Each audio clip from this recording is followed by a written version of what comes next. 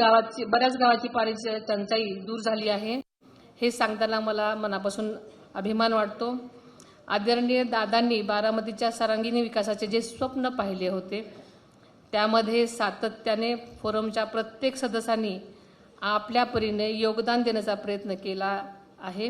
गेल्या 16 वर्षाच्या या प्रवासाकडे मागे वळून पाहताना मन खरंच माझं जड होतंय। या पुढील काळात देखील फोरमच्या वतीनं या शहराच्या सर्वांगीण प्रगतीसाठी तसेच पर्यावरण रक्षणासाठी आम्ही सगळेच जण कायम कटिबद्ध असू अशी ग्वाही या निमित्ताने आपल्या सर्वांना देऊ इच्छिते। आमच्या या वाटचालीमध्ये सातत्याने बारामतीकर सोबत होते आणि यापुढील काळातही ते नक्कीच सोबत राहतील अशी खात्री बाळगते। आपल्या सर्वांची जबाबदारी आता अधिक वाढली असून आपण प्रत्येकाने या चळवळीमध्ये योगदान द्यावं असं आवाहन देखील मी या निमित्तानं करते। आज दादा जरी नसले तरी त्यांच्या स्वप्नातील स्वच्छ सुंदर व हरित बारामती साकारण्याची जबाबदारी आता आपल्या सर्वांचीच आहे। फक्त सगळ्यांनी व्हिडिओ टाकून दादांची बारामती म्हणून आता चालणार नाही। आता ही जबाबदारी आपल्या सगळ्यांवर आलेली आहे। दादांनी शेवटच्या क्षणापर्यंत आपल्यासाठी खरंच जे केलंय ते तुमच्या समोर आहे। मी काय अजून बोलून दाखवणार नाही कारण बारामतीकराला मी दादांविषयी काय सांगणार। पण सगळ्यांनीच आता हे लक्षात घेतलं पाहिजे की बारामती आणि दादा हे समीकरण हे फक्त दादांचं नव्हतं, हे बारामतीतल्या प्रत्येकाचं होतं आणि म्हणून आता आपल्यावर खूप मोठी जबाबदारी आलेली आहे। अनेकांनी मी पाहते की दर शनिवारी रविवारी स्वच्छता करायचा एक उपक्रम सुरू केलेला आहे। तो अत्यंत चांगला उपक्रम आहे, पण ते सातत्य टिकवणं हे सगळ्यात महत्त्वाचं आहे। कारण दादांना आम्ही नेहमी म्हणायचो की तुम्ही दर आठवड्याला बारामतीला का येता, कारण एवढी कामं असतात।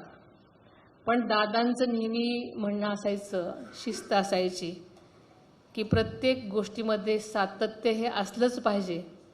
निरंतर सातत्याने फॉलोअप असला तरच ते काम पूर्ण होतं।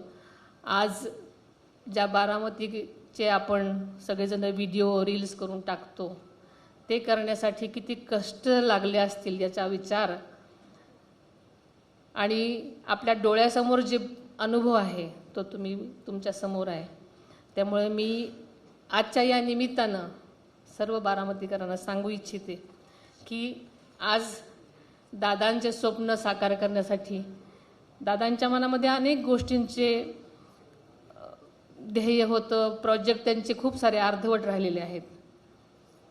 ते एकट्या दादांच्या जोरावर एक दादा आहेत म्हणून आपल्या सगळ्याला आधार होता की हां काही झालं तरी दादा आहेत। आता दादा आहेतच, ते बघतात आहे, पण करायचं आपल्याला आहे। त्यामुळे सगळ्यांनी या सगळ्याच गोष्टींमध्ये पुढाकार घ्यावा, शिस्त पाळावी। फक्त शनिवार रविवार स्वच्छता करून होणार नाही, तर त्याचं सातत्य टिकवलं पाहिजे। आणि माझे या निमित्ताने आपल्या सगळ्यांनाच सांगणं आहे, विनंती आहे की ही बारामती अशीच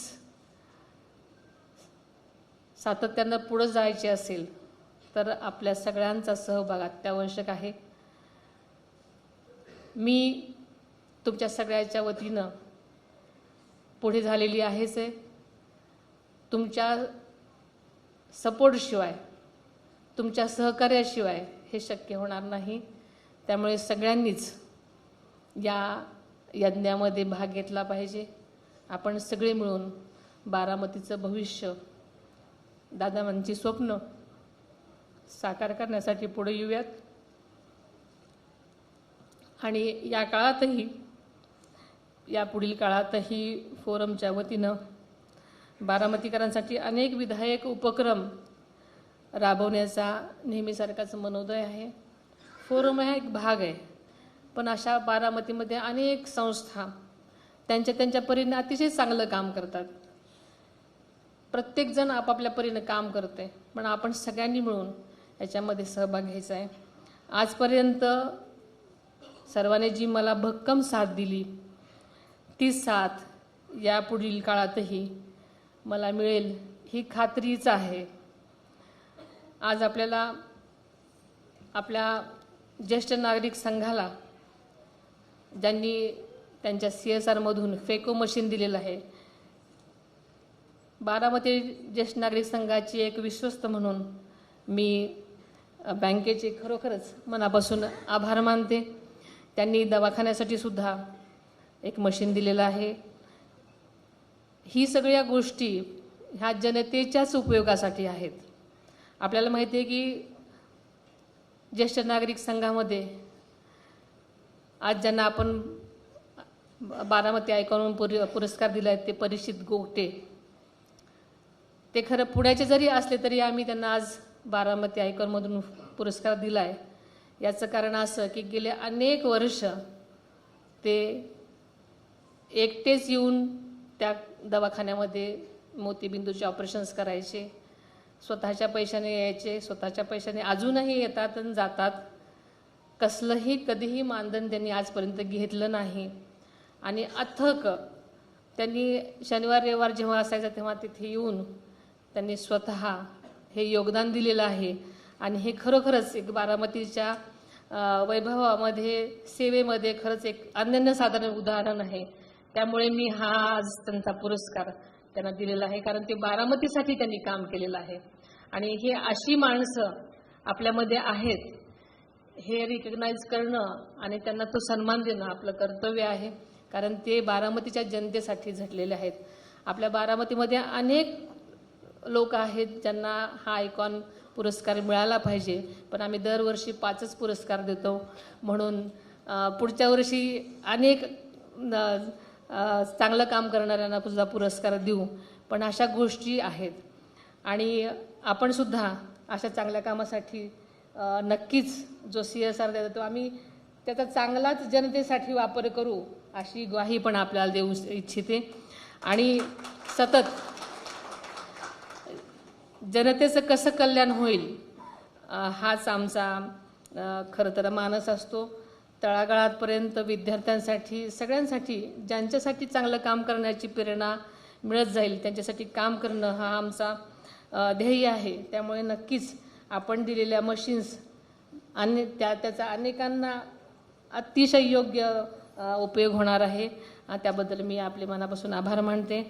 आणि आपण सगळेजण फोरमच्या कार्यक्रमाला आलात त्याबद्दल आपल्या सर्वांचेच मनापासून आभार मानते. खरं तर फोरमचा कार्यक्रम म्हटला की सगळेजण येतातच, पण असाच लोभ कायम ठेवा आणि कामामध्ये सगळेजण सातत्य ठेवा. बारामती तालुक्यातले पण सगळेजण लोक आलेले आहेत, त्यांनाही मी दादांचे स्वप्न पूर्ण करण्यासाठी आपण सगळ्यांनी प्रयत्न करूयात. बारामतीचा, दादांच्या स्वप्नातला बारामती कसं पुढचं असेल याचं चित्र आपण नेहमी डोळ्यासमोर आणि ध्येय डोळ्यासमोर ठेवून पुढे जाऊयात. आपण सगळ्यांचे परत एकदा आभार मानते आणि इथेच थांबते. धन्यवाद.